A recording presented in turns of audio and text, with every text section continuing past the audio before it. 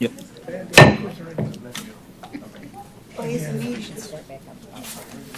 Ways and Means Committee will come to order. Clerk, please call the roll. Commissioner Scott. Commissioner Baker McCormick. Here. Commissioner Marecki. Commissioner Baydoun. Commissioner Anderson. Here. Commissioner Palomera. Here. Commissioner Varga. Here. Chairwoman, you have a quorum present. Thank you. Next item B, Chairwoman's remarks. I'll skip it. Next item C, approval of the minutes of the. Been moved and supported. All in favor, say aye. Anyone opposed? Motion carries. Next item. Next item D, unfinished business. There's none, Chairwoman.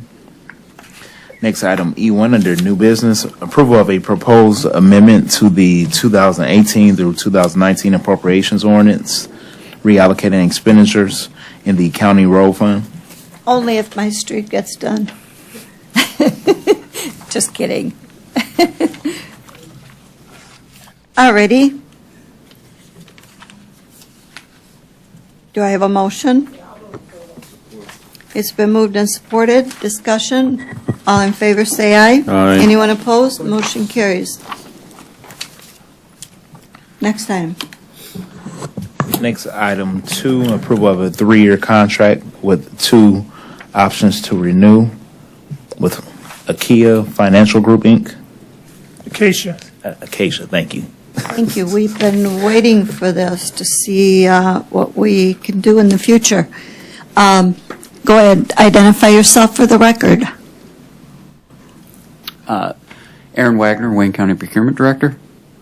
The Hilltop Agreement, who is our previous financial advisor, their contract was up. We had exercised our 1-year option to extend their contract. And so the county went out to bid with an RFP, and through that process selected Acacia Group. You have to change their name. Yes, for a 3-year contract with 2 1-year options to renew. So the services that they will do as financial advisor will help assist with structuring in the debt, with the bond servicing, much like what Hilltop had done with us in helping us go out to get the bonds for the criminal justice complex. Any questions? Do you want to add anything to it? Yeah, so Acacia was Identify yourself for the record, Kevin Haney, please. Deputy Chief Financial Officer, Budget Director, Kevin of all trades. Acacia was the financial planner prior to Hilltop, and CB Selden is the primary contact with the county, and she is so very versed with the debt and finances of the county. She's been around since I've been here. She was our financial advisor. So I spoke with her yesterday about some other things, but just so you know that it's not like a new financial advisor coming in. And one of the first things that she's planning on doing is doing a complete inventory of the debt, see what we can refinance, see what we can pay off if we could, and I guess that's the best thing I can say right now. Okay, any questions by members?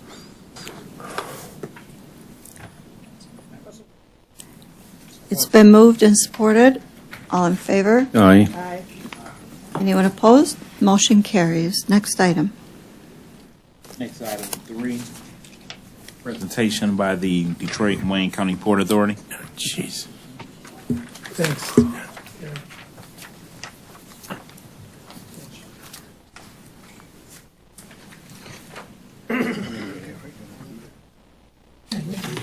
Yeah, you're good. Thank you. Here, you can move, we'll move one chair Okay. down. Is Melissa here?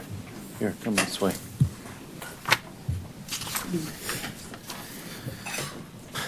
Welcome. You have 2 minutes. No. Just kidding.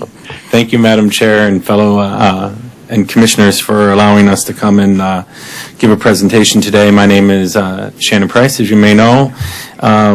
and I'm fortunate enough to sit on the Port Authority as the County Commission's representative, Brian Powell and myself. Again, thank you. Let me introduce who's with us today. Travis is with us. He's our CFO. DeLorean Holmes is with us. He's our Deputy Executive Director. And Kyle Burleson's with us, who's the Director of Port Operations. And we're going to give you a little bit of a brief overview of kind of what we've done over the last year, what we've been working on, go over our budget, our numbers for the budget, our request from the county, and then what we're hoping to do over the next year.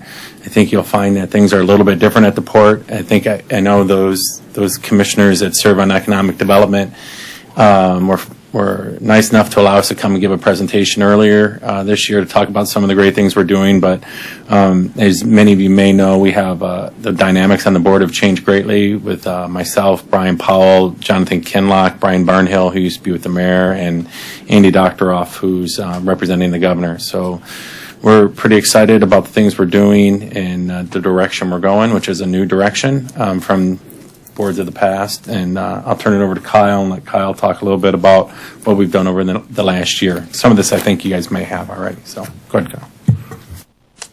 Thank you, Shannon. Thank you, Madam Chair, and the rest of the committee for letting us come up here today and explain what we've been working on.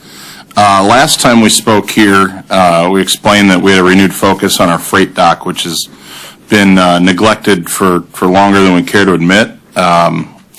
And the need to bring that facility into the 21st century. And so we're working on that full speed.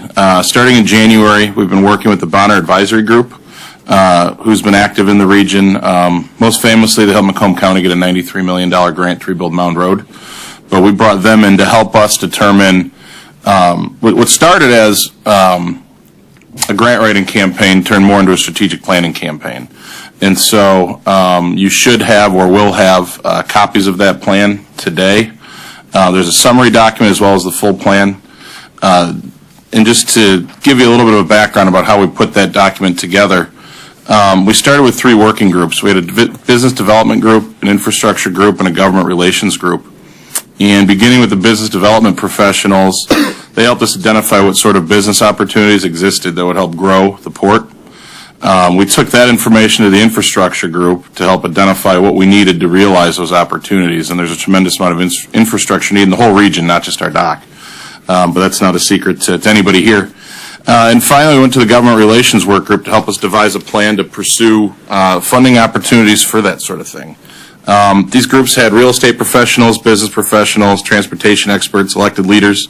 We had a good amount of involvement from the commission, which we, of course, appreciate greatly.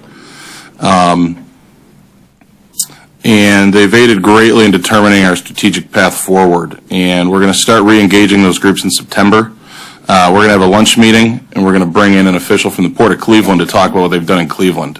In many ways, the Port of Cleveland was experiencing a lot of the challenges that we've experienced. And they went from having their port potentially sold to a steel company for our headquarters to being one of the fastest growing ports in the Great Lakes. They established the first container service on the Great Lakes in 40 or 50 years. So there's a lot of parallels to be drawn, and I think that business and government leaders will be excited to hear about all that, and I'll make sure that the commission gets the date for that to join us for lunch.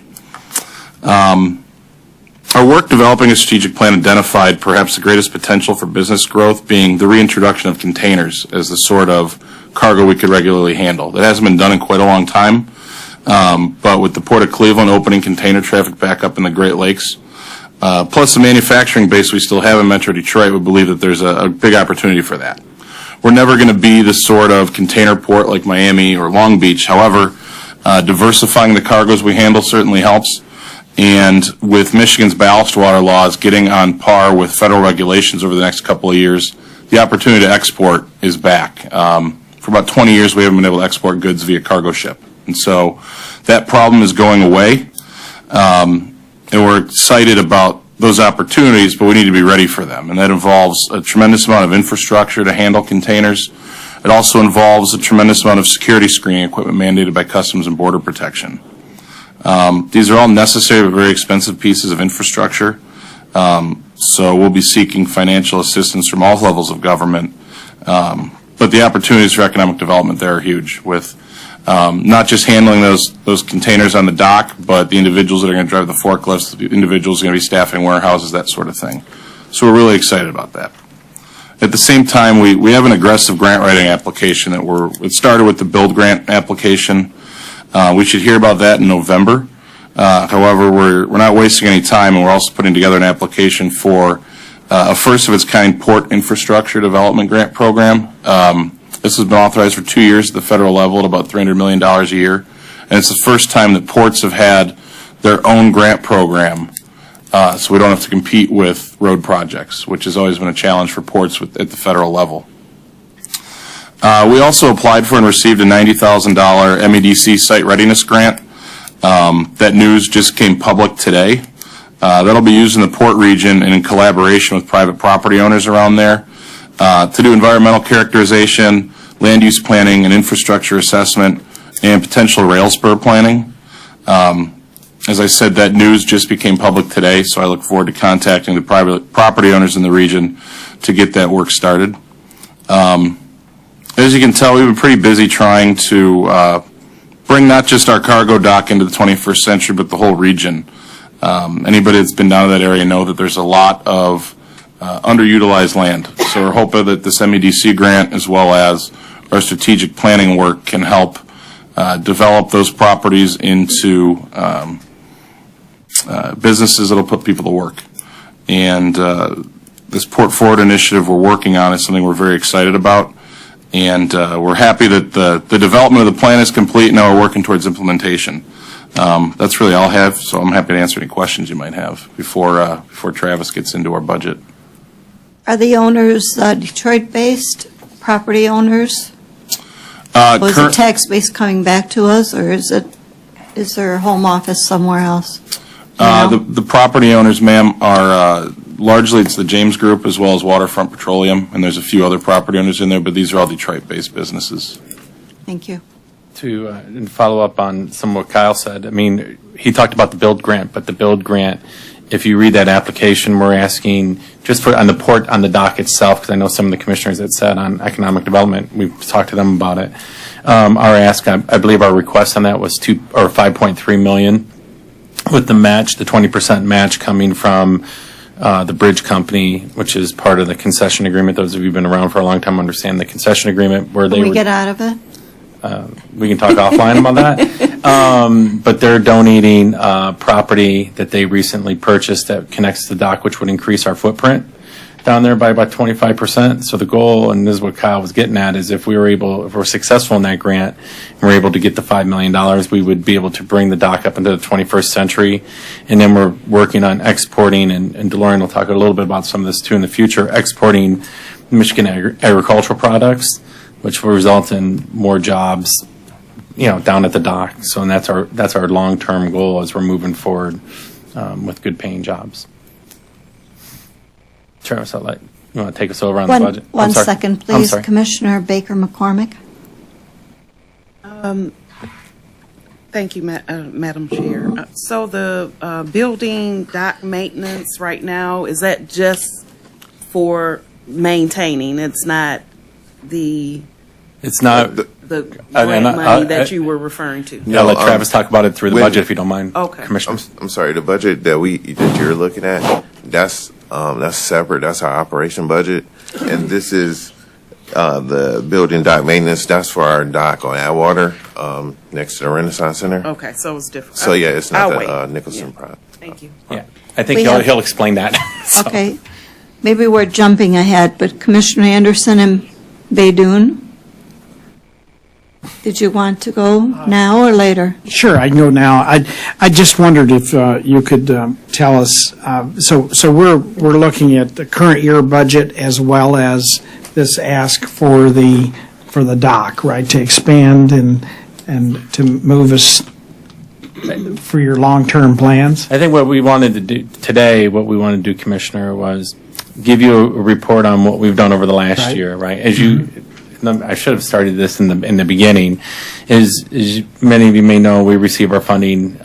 We really get four main sources, if you will. The main part being the state gives us a portion, and then the county in the city, and then we get the dinner cruise lines that we get some revenue from.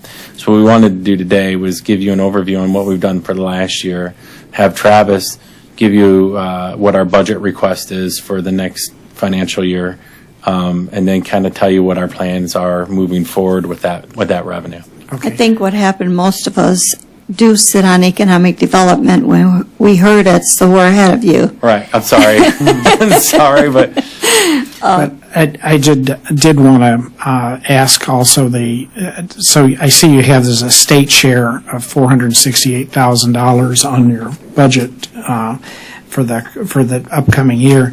And I know they haven't produced a budget yet, so have you got commitments that that's what you're going to get, or is that what the ask is?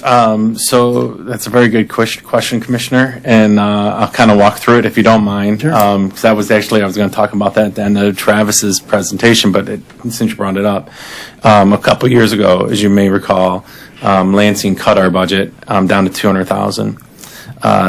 In the last year's budget, or the current budget, if you will, they moved it up to $418, and then at the end of lame duck last year, they increased it another 57 to push us up to $468. So we're in the current year state budget, we're at $468.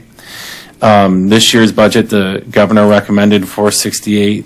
My understanding is the Senate passed $468. The House passed $418. We believe, in talking to Representative Matt Maddock, who chairs the Transportation Appropriations Committee, that was just the boilerplate from last year, and we expect that and anticipate that that's going to be fixed in conference committee once they start moving forward in the coming weeks. I'll also add to that we've been reaching out to Representative Hernandez, who's the House Appropriations Chair, and actually asking him if he could move us to $500,000. We haven't had an increase in our state share, and Kyle can tell me the exact year, but it's been a very, very long time since we've been above the 468. Okay, all right, that's all I have right now. Commissioner Baydun? Yeah, I had a quick question. Shannon, you mentioned that you're acquiring property to increase the footprint. How much is that property that you will be acquiring from the bridge, did you say? The bridge company, Yeah. which is, Kyle, what's the exact acreage on that? Pardon? I think it's 8 or 9 acres. It's about a 25% increase to our footprint, sir. So you'll have how many total acres? That would put us at about 38 acres of property. Okay. And the other question in terms of installing equipment, which is required by the federal government, for the cross-border, for, screening and that, who pays for this equipment? Do you pay for that, or do you get a grant to pay, or does the federal government install the equipment?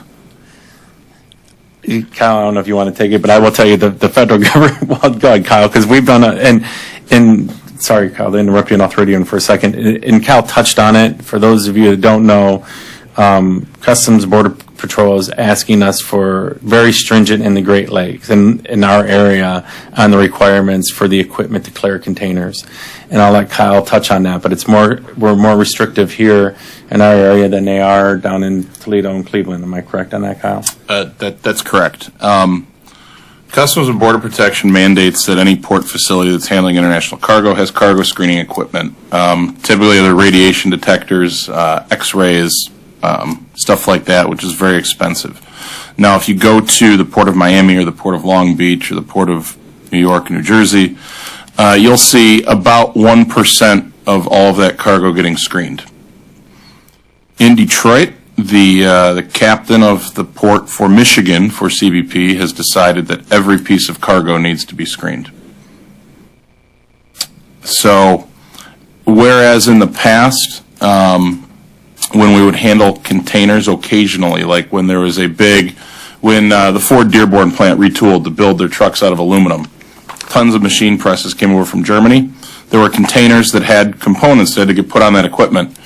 Customs would come down and look at it physically and just say, okay, this is fine. This is from a well-known shipper. It's coming from a well-known country and a well-known ship. It's fine. Currently, we've essentially been at a standstill as far as handling containers because Customs has said, you need to get this equipment because every piece of cargo needs to be screened. That is paid for. The federal government cannot help with that in any way. There's a prohibition on buying the federal government equipment for its own use. So we'll be pursuing potential avenues of funding at the state level. We certainly won't be ashamed to come and ask you for more. But it's something that we need to get installed in order to be able to handle more containers. We're currently going through the process with Customs to determine exactly what we're going to need, but we haven't heard any new information from them since about April on that. But we're hoping to get some information soon so we can get moving. And I'll follow up on that to kind of goes back to Commissioner Anderson's question. We've been working with Senator Schmidt on the Senate side on the appropriations to try to get a line item in the budget for grants for ports, which has never been in there. And we're pushing to try to get, $2 to $3 million with a good portion of that coming to Wayne County so we can start addressing this issue. And On that point, Commissioner Marecki and then No, Commissioner I'm McCormick. hoping we go back to the budget. Oh, I'm okay. not on economic. Sorry. okay. oh, okay. It's Just to that point, don't we have equipment already, some equipment to inspect? I thought there was some information that I had that we did have some equipment. The cargo screening equipment currently in use in Detroit is all at the Ambassador Bridge. And I'm sorry. the Ambassador Bridge has a full setup. We don't have any on the port side. I know neither does the Port of Monroe. We've approached Customs about potentially buying mobile equipment and sharing it, because that'd be a great MEDC project, for example, except the Customs office in Detroit has said they won't use those mobile equipment. They want permanent, on-the-ground equipment at every marine port that anticipates handling international cargo. So we do have some equipment, but it's not the right equipment? Is that what you're saying? We do not have cargo screening equipment. Okay. What equipment do we have? Well, we have the- for inspection. I thought there was something there that was built into, That would just be, I think, the cargo and loading equipment we have. okay, We have nothing as far as security screening. okay.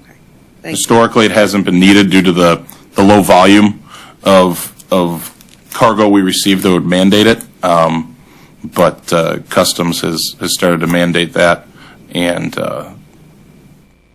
that's where we're at right now. Thank you. One more, and then we'll go back to your presentation, Commissioner Baidoon. No, I'm just a little bit puzzled. You mentioned that in Miami, they only require 1% screening, and here they want every piece to be inspected. You would think they want everyone in Miami, being so close to Central America and South America, where all the drugs could potentially come. Sure. Commissioner, what I can tell you is that Customs in Washington grants a tremendous amount of leeway to their port directors in each state because every port is a little different. That's true. However, the mandate that every piece of cargo gets screened is unique to the state of Michigan. Not even the Great Lakes. It's unique to the state of Michigan. It's something that we're continually working on with Customs at the Detroit level and higher. It's something that I'm working with my colleagues at the Port of Monroe, because it is one of the biggest obstacles the state has to increased maritime shipping. Has that always been the case?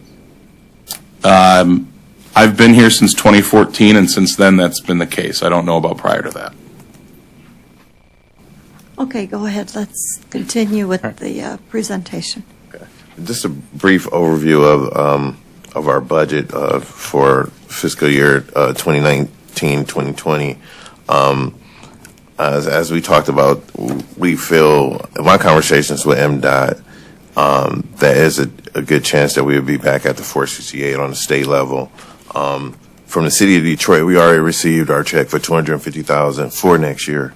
So we already have that taken care of. In our conversations with our catering rental company, we expect to see event rental revenue going up to about $260,000, $270,000 coming year, which is pretty good. Our budget kind of modestly on the dock revenue. right now we see that we have about 40 cruise ship visits coming next year, and we receive about $1,000 per visit from those cruise ships, and not including other ancillary fees that we get from the cruise ships. So we're definitely confident that the 1.2 million will be the revenues that we'll see in the coming year. As far as expenses, the only expenses that really is different from the other year is we have to have improvements to our dock. We done had issues, and when I say dock, I mean our Atwater dock next to the Renaissance Center. We had issues over the last year with one of our dinner vessels actually running into the dock. So we need to install bumpers or something, fenders, to protect the dock. So expense-wise, all our expenses is kind of basically the same, throughout the years. But this dock improvement is one of the major improvements, or one of the major expenses in the coming year. Just to touch on that is with the high water that we've been experiencing the last 2 years, and I think the Army Corps is predicting it's going to continue for another 2 years. The cruise lines, the Great Lakes cruise lines, we haven't had a problem with, but with the continental dinner cruises that run out of downtown Detroit, that has been a problem with the water being too high and causing damage to their boat. And we tried to fix it this year, and the water was too high to fix it this year, so we have to wait for the water to drop, which then will put us in our next budget year. So that's just a little bit of explanation behind that, so if everybody was wondering. Thank you. Commissioner Marecki?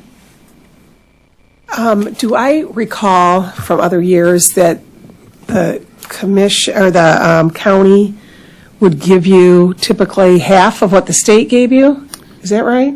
Typically, the county has been very generous and given us a little bit more than the state at $250,000. So is that in our budget? So currently, what's in the budget right now is $250. I've been requested by the Office of the CEO to reduce that to half of what the state, our statutory requirement is to provide half of what the state ponies up. And right now, Shannon says it's 268. I'm finding 468.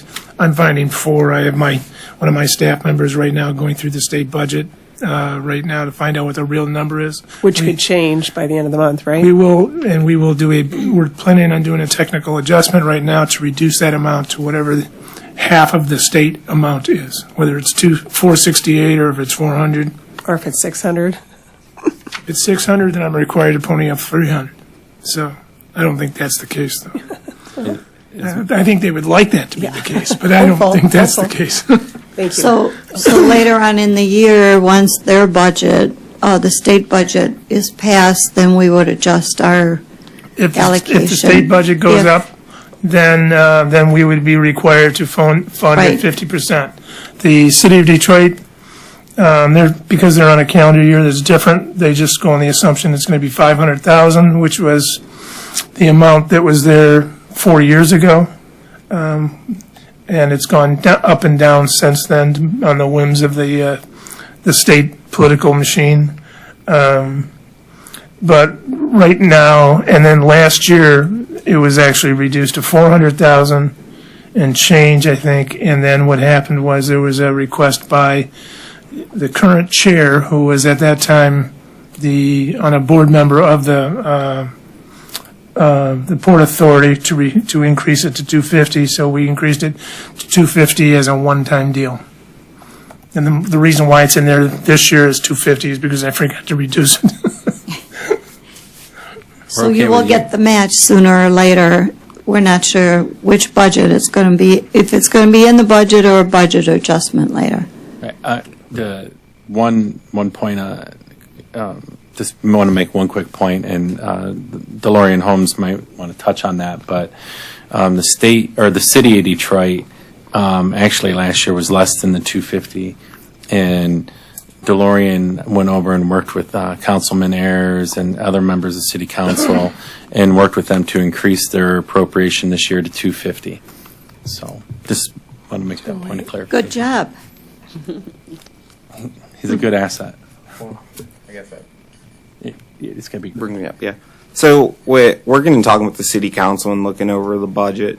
Our biggest thing from the Port Forward initiative is that we weren't able to be out in as many communities as we want. So going forward with it, we brought on Ryan Covert, who's actually was the director of like state affairs for the Michigan Democratic Party, to actually help us go out into communities throughout all of Wayne County to figure out how the port can be an asset. Like, can we help communities with brownfield cleanup or revolving loan funds and things like that we haven't done in the past because we just haven't had enough staff and personnel.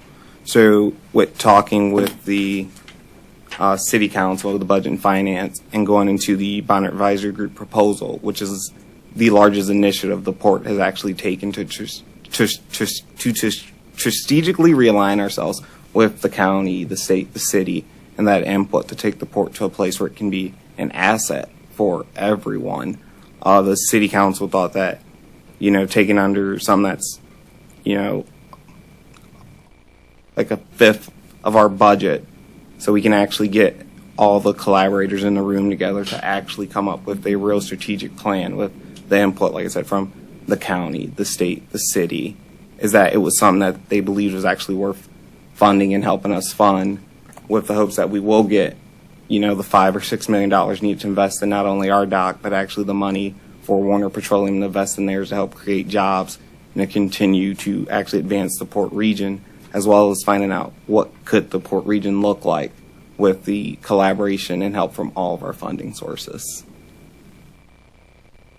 Kind of elaborate a little bit on what DeLorean talked about. DeLorean has taken up a big task for us moving forward, and that is doing more community outreach, which we haven't really done a lot of. And I've previously serving with you guys. You understand some of the names I'm going to throw out, but like the Down River Community Conference, the Southern Chamber Conference, Conference of Western Wayne, SEMCOG, RTA, all that. We haven't had a big presence there. We're hoping to change that this year. Ryan Colvert we brought on, who's working with DeLorean. And some of that is going to be a great example is Kyle and I met, last week, Kyle, we met with Mayor Tidwell and Ecorse to talk about brownfield money, along with Khalil from the county and Jim Perry from the Down River Conference, to talk about how we can help with some of the grant funding we get, EPA grant funding we can get to help Mayor Tidwell with some projects in Ecorse. And our goal is to not only do it in Ecorse and the city of Detroit, but how do we have more reach and help more communities? And I think that's kind of what DeLorean, just to follow up on. Go ahead. Yeah, and also to add on a little more in our conversation. So actually looking at like the actual legislation for the Port Authority, it's all the agencies are kind of interpreting it differently, because it actually says, the state will provide 50% of our operating budget. So that when talking to council, they looked at it, and at least with the chair, Councilwoman Ayers, she said, well, if you're giving us your operating budget, we should be funding 50% of it and not looking to match the 50% of what someone else is funding. Because that's been the issue, is when it's been, well, the state's not going to fund 50% of our operating budget, so now the city or the county could come and say, well, we're going to just match theirs, so now our operating budget is cut even more. So it's just been no real consensus between the three of, is this the actual operating budget and we're all going to fund our 50%, even if the state decides, okay, we're only going to do 45%. So that's something that we've talked about, me, Travis, and the chair was like, because the cuts always come, and when they come, it's a domino effect, because everyone cuts when it's actually a portion of our operating budget that's supposed to be covered. So you need to clarify legislation then. I would argue, Madam Chair, that the legislation is clear. I just have to get legislators in Lansing to follow The law. because the legislation, and painting with a broad brush, says that the state should fund 50% of our proposed budget, the county 25, and the city 25. Somehow we've gotten into, and no offense to Mr. Haney, because I understand when his approach to it. Somehow we've gotten to, well, we're gonna pick the dollar amount for you for your budget, and then everybody's gonna domino off of that, as opposed to looking at what our budget is presented, and then the state take half of our presented budget along with the city and the county. So does the state say shall or should? Must. Shall. Shall. Shall. Okay. Well, then, I get it. But you could also make an argument that the state is saying that your budget should be this amount. Anything over that, then you have to find funding somewhere else. Just saying. Right. No, I agree. Look, I'll be the first one to argue or to advocate that our goal, and I think if you ask any of us, and Ryan Colbert's actually here behind us, he came over today. Our goal, and any of the board members, by the way, the 5 board members, our goal is to get off of state and county and local funding. Self-sufficient. We want to be self-sufficient, but we can't do that truly until we get some legislation passed that allow us to do revenue bonds without having to own the property. That would be a big change, which would help us and help the county. Also, along with improving our dock and being able to export cargo. I mean, there's some big, some things where I think we can get there, but we need some things to happen for us. Okay, thank you. The conversation will continue, and I'm sure we're going to hear from you often. Yes, Madam Chair. But for today, Commissioner Baker McCormick, and if there's no other questions, then we're going to go on to the treasurer after that. Thank you. Just a quick question in reference to the consultant. Is that consultant a long-term partnership, or is it every year? I mean, how do you foresee that? I'm glad you asked that question, Commissioner, because it was a point I didn't get a chance to make, so I'm glad you did. Okay. So we contracted with the Bonner Group for 2019. We originally started on a 6-month contract, and then we just renewed it on a month-to-month to go to the end of the year. Part of that contract was to help us with the strategic plan, which the port hadn't had a strategic plan in a long time.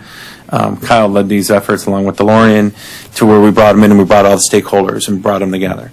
And then part of that whole thing was to do the grant and then lobby on the federal level for the grant. What we have to assess over the coming months is we don't need a strategic plan, so the number doesn't have to be as big. We have it. So what part of it do we need? And this year when we were going for the BUILD grant, which is the new Tiger grant, that's the Obama it's the Trump version of the Obama's Tiger grant. We were trying to partner with the city this year. That unfortunately did not work out. But I do know that the county has reached out to us and talked about partnering next year on the Miller Road Bridge. So as we move forward, and I've talked to Mr. Haney about that and Beverly Watts about how, because truthfully I don't know how Kyle found this guy, but the guy we got, Bill Hanka, who did the Mound Road along with Luke. MDOT loves them. People in Washington love them. So Miss Watts and Khalil came and said, hey, can we use your guy and can we partner with you on the Miller Road Bridge? So it's a long answer to your question to say we're assessing that. The number's not going to be as big as it was, but maybe we can partner with the county and that would help us as well. So. Okay, and then what was your major success this year, you think? You want to tackle that one, Kyle? I'm going to say for me, and I'll let Kyle and DeLorean, if they want to say their own, they're there every day. But on the outside, I'll tell you where I think our biggest success was the strategic plan. We haven't. I'm going to go back to the days when I sat sat in the chair you're sitting in, ma'am. Everybody always asks, what does the Port Authority do? And what direction are you going in? And a lot of conversation about water taxis and police boats, which was nice, but there wasn't a lot of direction. I think if you're asking me what our big major accomplishment this year is, and that's why we led with that, was we came up with a strategic plan. We're all on the same page trying to get permanent jobs that are good paying jobs down at the dock. And that is we're laser focused on that. Whether we're in Lansing, we're here in the Guardian building, or we're over at the Coleman A. Young building, we speak with one message right now. I would just like to add, Commissioner, I think that's our biggest internal goal. Externally, we played a role in a couple of really big things, one being the start of a new Sulak project, which is absolutely critical to more so to southeast Michigan than the northern Michigan where it's located. If Sulaks went down within 9 months, you'd have 15% unemployment nationwide, and probably about 30% unemployment in Michigan. We worked heavily on that and informing policymakers on that, as well as harmonizing Michigan's ballast water law with the rest of the country. That's probably what I'm most excited about, because as I mentioned in my testimony, we haven't been able to export anything via water in this state in about 20 years. And hopefully we'll be able to turn that, and I hate using puns, but turn the tide on exports via water, because it hasn't been done in Michigan in a long time. Not just agricultural products, as the chairman mentioned, but there's still an awful lot of manufactured goods that can move via water as well. Thanks. To that point, To that point, and then we have Commissioner Baydoun and Commissioner Anderson. the SULAC, is that all federal? Is that coming all from federal funds? I believe the state committed some funds Okay. to match it, but it's almost an entirely federal project. Thanks. Commissioner Baydoun? Thank you, Madam Chair. Who is the director that's making that decision on inspecting every cargo that comes in? Do you know his name? Chris Perry. His title is Port Director for the state of Michigan. It's very obvious they don't want you to grow, and they're just throwing roadblocks so you don't grow in this area. That's just my take. And when you told me Chris Perry, that explains everything. Yeah, I mean, Commissioner, so everyone's aware, I mean, we went to Washington to advocate not only in the build grant, but to advocate on the pressures we're getting from Mr. Perry, and we spoke to Senator Stabenow. I mean, everybody in the Southeast delegation we spoke to, along with Senator Senator Peters. We did not meet with Senator Stabenow that day. I apologize. We met with Senator Stabenow's staff. Right. So she's well aware of it. Senator Peters has been tremendously helpful for the Port of Monroe in this matter. And, if you fix Monroe's problem, you fix ours. I will add that, I mean, he's interpreting the regulations as he sees them. And he's given that authority from Customs in D.C. Part of his issue is staffing. And part of this program means we have to pay for their staff too, because it's considered new service. It's not in their current staffing model. So he's doing the best he can. We disagree with how he interprets the rules, and so we're going to continue working with him on that. But we certainly need cooperation with Customs and Border Protection if we're going to do anything. So while it's been a constant battle, it's one that has to be waged intelligently to make sure that we don't step on the wrong toes too often. Thank you. Commissioner Anderson? Thank you. Earlier, you were speaking about trying to expand the amount of business that you get if these improvements continue or are able to be put in place. Cleveland, I know, is one of the examples in there in the package that you gave us. Do they do a lot of farm products? They're shipping, any type of shipping out of Cleveland for farm products? Actually, most of the agricultural products moving out of Ohio typically go to the Port of Toledo, actually. And in fact, just about every agricultural product grown in Michigan that's headed out of the country goes to Toledo. Wow. So one of our goals is to put Michiganders to work moving those products instead of our friends in Toledo. They do a great job, but I think we could probably do better. Do we have the space to handle that type of shipping? Without being able to give you an address right now, I can tell you that the state of real estate in the port region is such that it shouldn't be too difficult to put together the acreage necessary for something like that. Okay. All right. Thank you. Thank you. Thank you. Thank you, Madam Chair. By the way, and I forgot to mention, DeLorean came back from service. He's up on service today and with the military, and he came back for the budget presentation. So, Well, thank you for that. Thank you. Thank you for serving. thank you, guys. Mr. Treasurer, I saw you on the news last night. You did really, really well. I'm glad that there are programs out there and the news media is covering it. I'll let you introduce yourself. Okay, I'm Eric Sabri, Wayne County Treasurer.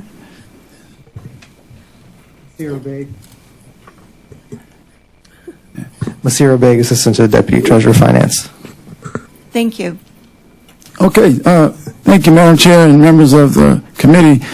Ways and Means Committee for taking time out today to listen to me. I had a few things I wanted to bring to your attention. I don't know if many of you are aware of these lawsuits that have been filed in the state of Michigan, but I'll give you a quick background of what's going on. There have been two major lawsuits. There are more than two, but there are two major lawsuits. One is with Oakland County. It's called Raffaelli. It's a Raffaelli case. It's in the Supreme Court right now. Oakland County foreclosed on a property a few years ago for $8, and they sold it for $30,000. And the lawsuit is involving the excess proceeds that was Oakland County took. The Wayne County lawsuit involves is called the Perez case. It's a Perez family. We foreclosed on that property last year for over $520, and we sold it for $108,000. So the lawsuit involves the excess proceeds again. The Perez family went to court contesting the notice provisions, and they lost in circuit court because we did give them proper notice. They lost in circuit court, but the Pacific Law Group, who represents the Raffaelli case, the plaintiffs in that case also represent the Perez family, and their main agenda is to take away the proceeds from the auctions. So if we sell the property, if they are successful, then what will happen is that the Treasurer's Office would receive the taxes that were due, plus the expenses for conducting the auction. The rest of it would go to the previous owner. So these two cases are very important. And like I said, one is in the Supreme Court right now, likely will be heard in the fall coming up, and decision maybe in early spring. That's what I've been told, but hopefully sooner. The Perez case is just in a holding pattern right now until this Raffaelli case is probably decided, because it will have an impact on that case. And the reason I wanted to bring it to your attention is that we have some serious possible exposure of dollars, because if we lose, or if Oakland County loses in the Raffaelli case, we could possibly face a class action lawsuit to go back 1 year, 2 years, or possibly to give back proceeds to all the people whose properties we sold in the past. So we don't know if it's going to be 1 year, 2 years. So the good news is we have projected that we would be able to give the general fund this year $20 million. And the good news is that we're going to be able to do that. And I think it's right now, if we had to give the money today, it would be $20,344,000. But the bad news is if we didn't have to worry about the lawsuit and hold money back, we would be able to give you another $12,396,000. So that's why I wanted to bring it to your attention, because we're going to hold back the proceeds money for this year and probably next year, because we don't know if we're going to how it's going to go. The lawsuit could impact us. So our total exposure for the last 2 years is $25,946, I think it is. About $26 million is our total exposure if we had to go back and give the excess proceeds to the former owners. So we have that money, that we're going to hold that money, and then if in fact the case is decided in our favor and we don't have to do it, then we'll be able to give that money to the general fund. We don't have to wait till next year to do it.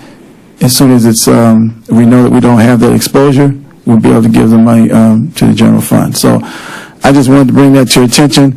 It's not going to change our projection, but it will change what we could have given you as a general fund surplus amount. So is the state helping us in the lawsuit? The reason I'm asking is because we opted into this program for the state. Am I correct? Yes. Actually, the state is not helping us with this program. The Treasurer's offices have been contributing to the legal defense of this case. What I mean by that is we're doing this for the state of Michigan, so they should really, we opted in instead of the state of Michigan doing foreclosures, we're doing it. Well, I hope that the state will reconsider, because if in fact we lose in these cases, we would probably opt out of Right, doing this right. process. That's Because we what would I'm just getting become at. brokers for people who lose their properties to foreclosure. Right, So the state would have the burden of doing all of the forfeiture foreclosure work. right. I So would I'm not want to be hoping their that they broker would. for the, yes. Commissioner Maraki?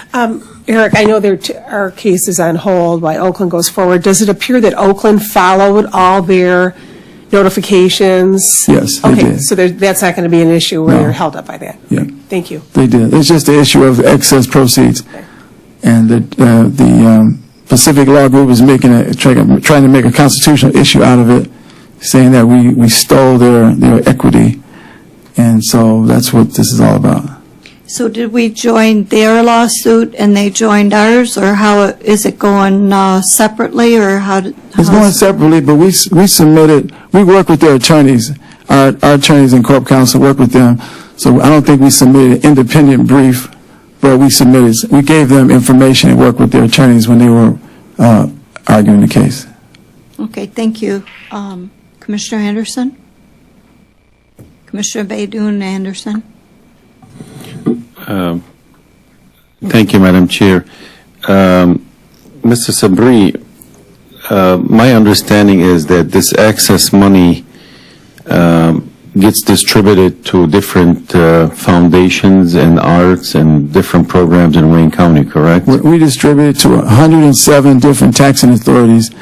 And over the last 5 years, since 2014, we've distributed $138 million to all the taxing jurisdictions, taxing authorities in Wayne County. No, besides the taxing authorities, whatever access is left, doesn't it go, from my understanding, like to our arts foundation, that other people would benefit from this excess money? No, the rest comes to the general fund. Okay. Yeah. Are there any states in the country that where the excess money gets paid to the previous homeowner? Yes, there are some. Are we like one of the few states in the country where we keep the money, the excess money? I think it's less than 10 states that keep the excess money. There are only 15 states that actually have foreclosures like we do. There are 35 states that have the tax deeds, like Michigan used to have, where if you get foreclosed, you can buy the deed, you buy the taxes, and if someone has 6 months to redeem, and then you have to pay you 150% of what you paid in order to redeem the property. And that's 35 states. 15 states actually do like Michigan does right now. We actually take title to the property through foreclosure and then have an auction.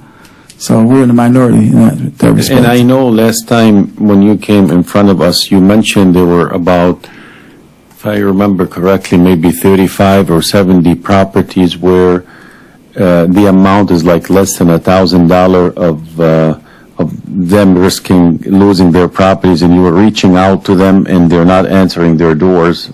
Am I correct? Yes, these were 270 individuals that owed less than $1,000. We're very conscious of the amount of money, and the reason this Perez case didn't get caught because we focused so much on owner-occupied properties. This is a rental property. The Perez case was a rental property. Even though this year in previous years, we have pulled some properties out that owe less than $500 to work with the landlords. We did that. But this is a case, we don't focus as much on the landlord properties. We focus on owner-occupied properties. So that's why this property got through, with $500 debt. Usually those properties wouldn't get through because we're looking at the list all the time. Mm-hmm. But we don't miss the owner-occupied properties, but we didn't pay attention to that one. In most of these cases, these properties are free and clear. They don't have mortgages. Because if they had mortgages, the mortgage companies get notified that the properties are delinquent, and they step in and they pay the taxes and they add it onto their escrow account. That's from my experience. That's true. That's most of the time that's what happens, yes. Yeah. Okay, thanks. Commissioner Anderson? Thank you. Eric, I appreciate what you've done over the years trying to to help people, to keep them from losing their homes. And this extra step in negotiating this fund with one of the major banks to try to help those that are under a certain amount in delinquency. I wonder if we shouldn't adopt a policy across the board if they're under a certain amount, if they're in danger of losing their homes. And I realize what you're saying, you have to be cautious that you're not discouraging people from paying their taxes by them feeling that somebody's going to bail them out. I understand that logic, but I also think it makes us appear to be more of an outlier, and if we're foreclosing on someone for a very small amount of money, and their equity is disappearing then. I appreciate you coming here today and would appreciate your thoughts on that. I don't know what that figure would be, but if it would be, say, under $1,000 or something like that, you probably have numbers as to how many of delinquencies that are in danger of foreclosure that are under $1,000 or 270. 370. Yeah.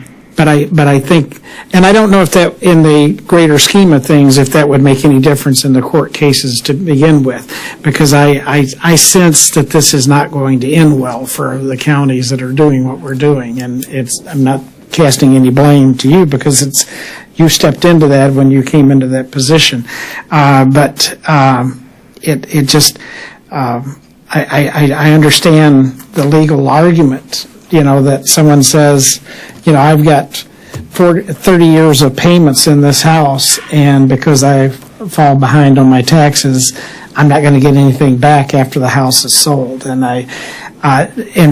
this is only the start of the process, correct? I mean, this case is now at the U.S. Supreme Court? It's the Michigan Supreme Court. Michigan, that's what I was thinking.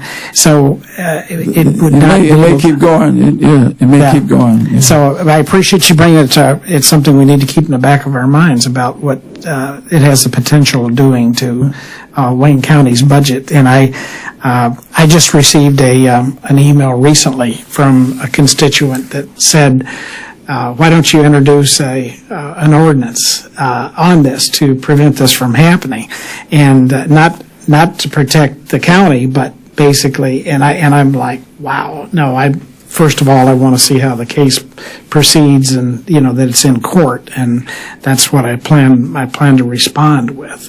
But it is sort of hard to take that position and let people lose their homes because they haven't paid $100, $200, or up to $1,000, even $1,000, and not get anything back when their home is sold. And I certainly can see that argument. I can see that the county should be able to recover the costs of handling that process, or if they don't wish to do it, then turn it back to the state. And I don't think the state would be excited about taking that responsibility on. I don't think so either. I wanted to mention that at the Michigan Association of County Treasurers conference a few weeks ago, we invited Senator Rumsfeld from White Lake Township.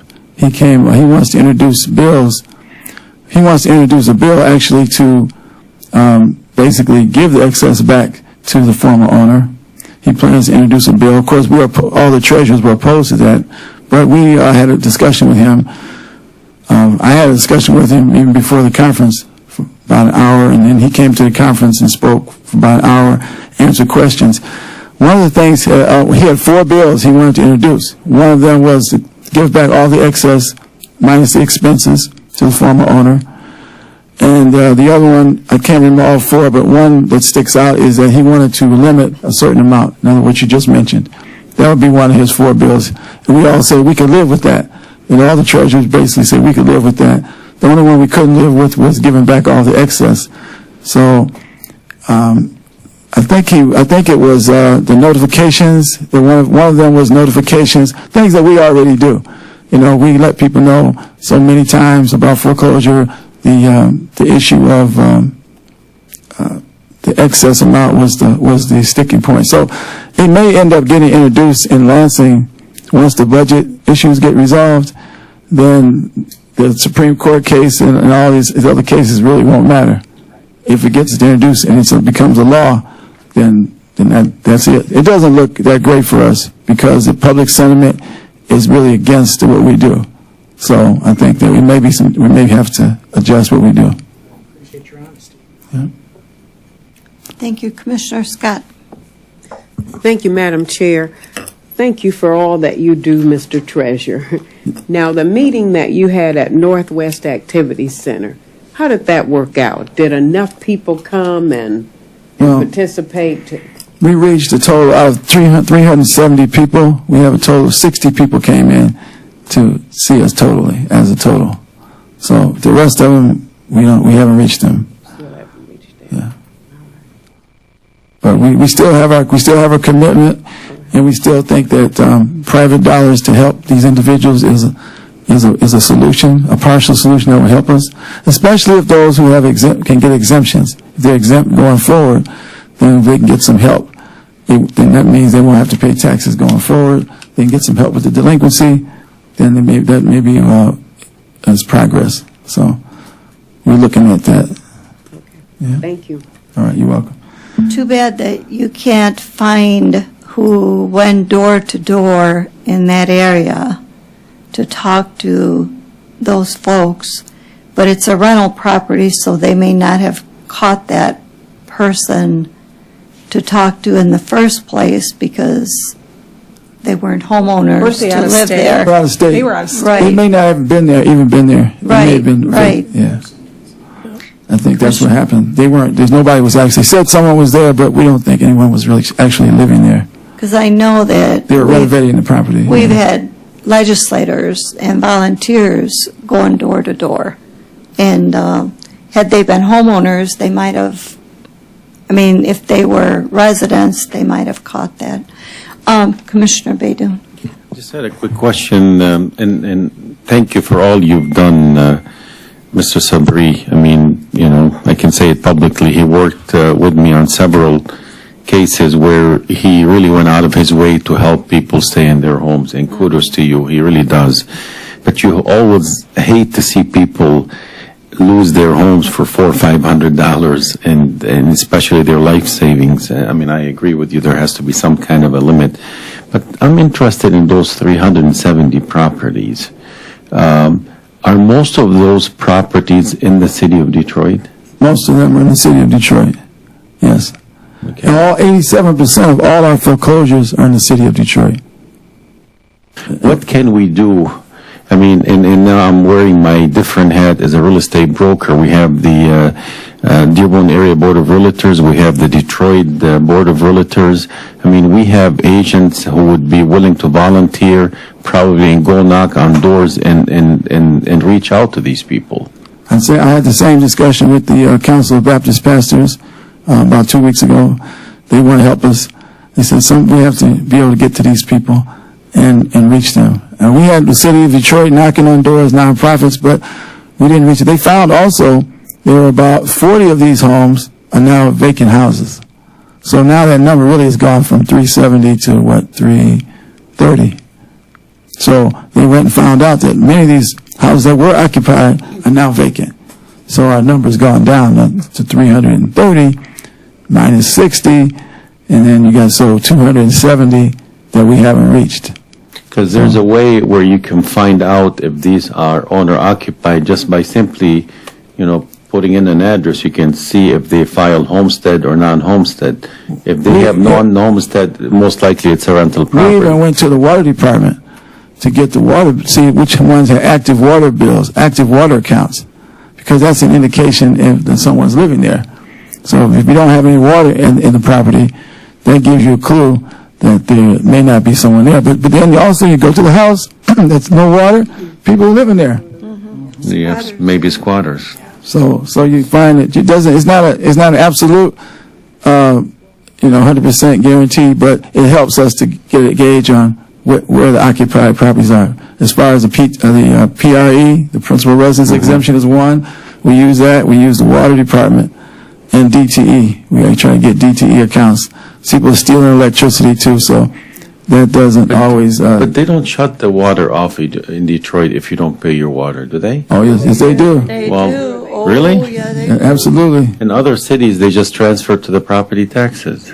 Well, what happens in Detroit is residential water doesn't get transferred to the property taxes anymore, but commercial water does. Commercial.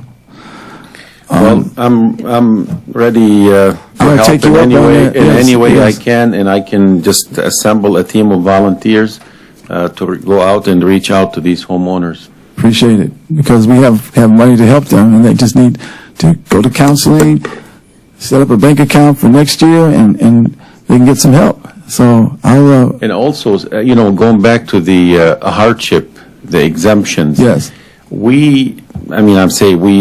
Probably the whole cities of Detroit and all the cities. I do it in Dearborn. I have a list of seniors who are on fixed income every year. I help them fill out the paperwork, and I take it to the city, and I do it. This is a service that I do for my community. But in the city of Detroit, if they qualify, they get 100% exemption, my understanding, there's correct? two different exemptions. There's a 100% exemption and a 50% exemption. Yeah, in Dearborn, they do 50%. In the different cities, the 43 communities, they have different percentage that they offer, I believe. That's true. Correct? That's correct. Yeah. Okay. Commissioner Baker McCormick and then Anderson. Thank you. I just wanted to see if you could resend the list with the minus the folks that showed up, Okay.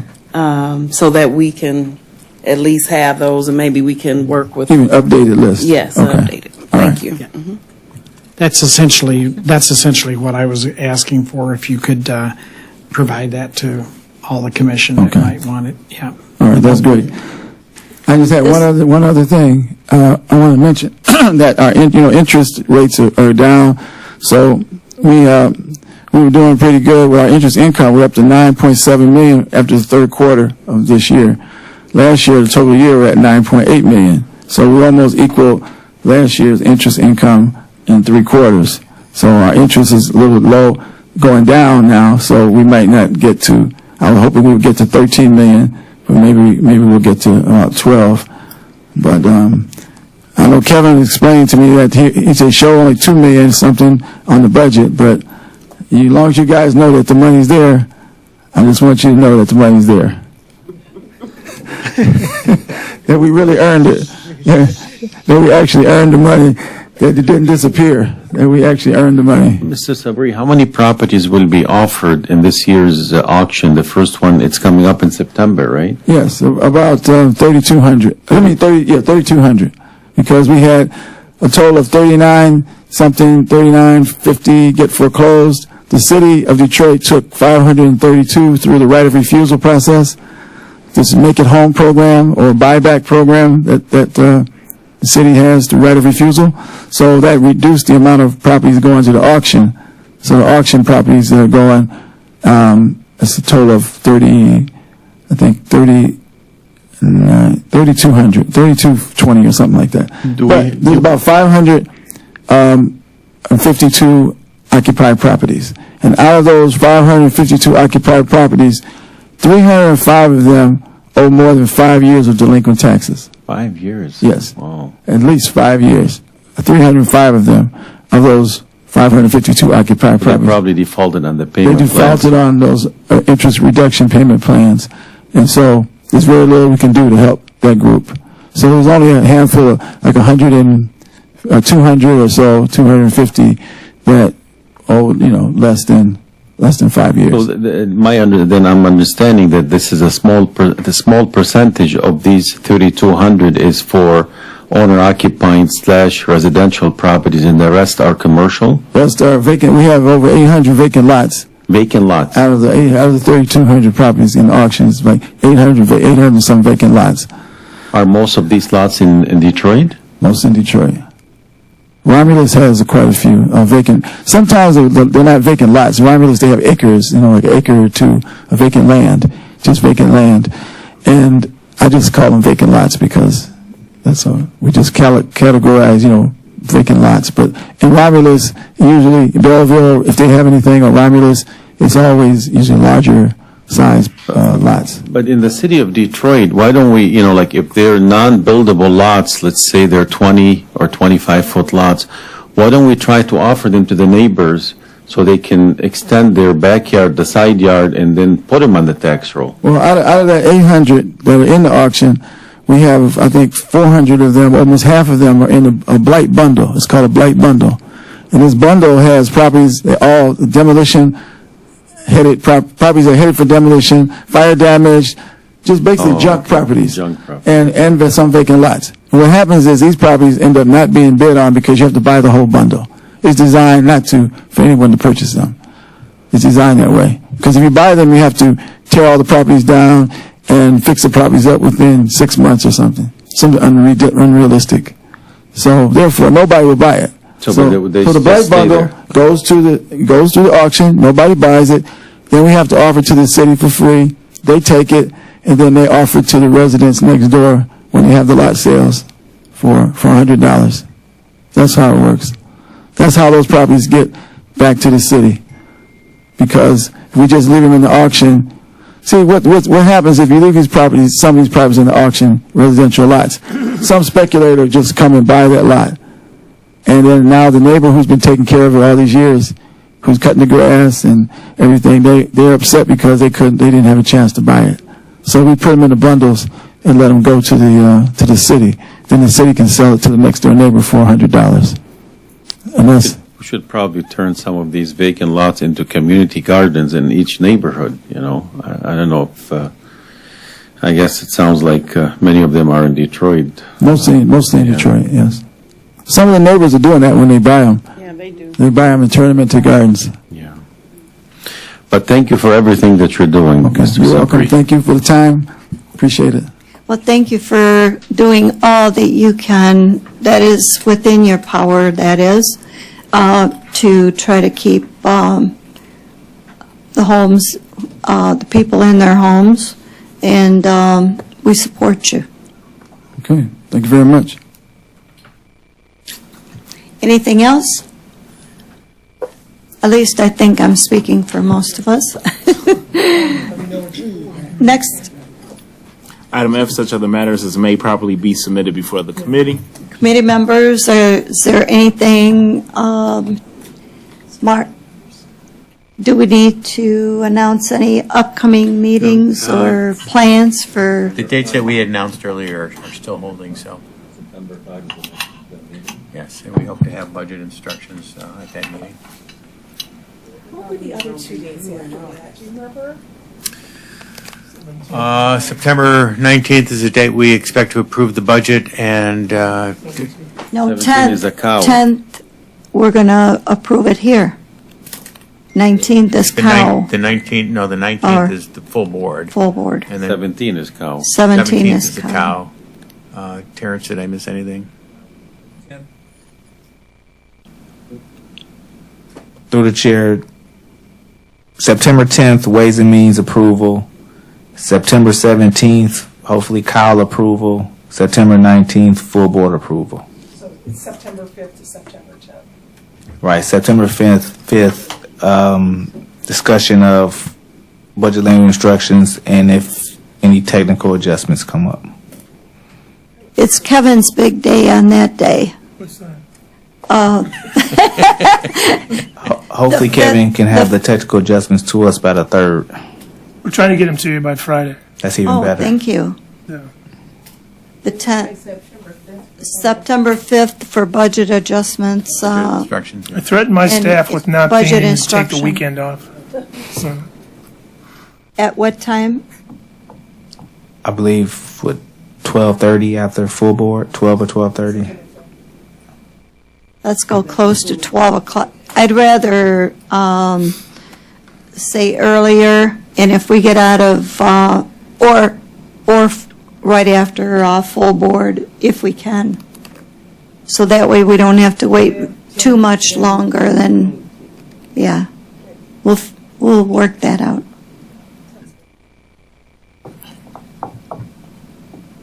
Item G, public comments. Anyone from the public wishing to comment?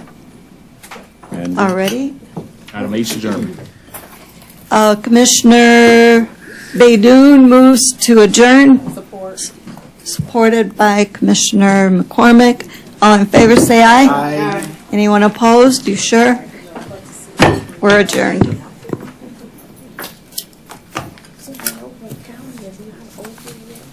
Almost done. Almost there, Kevin, almost. Almost.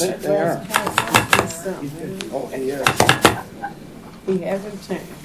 We made it easy for you this year, didn't we? Yes, you did. It's not like Yes. this every year? Yeah. It's not this easy every year? Yeah, it's not.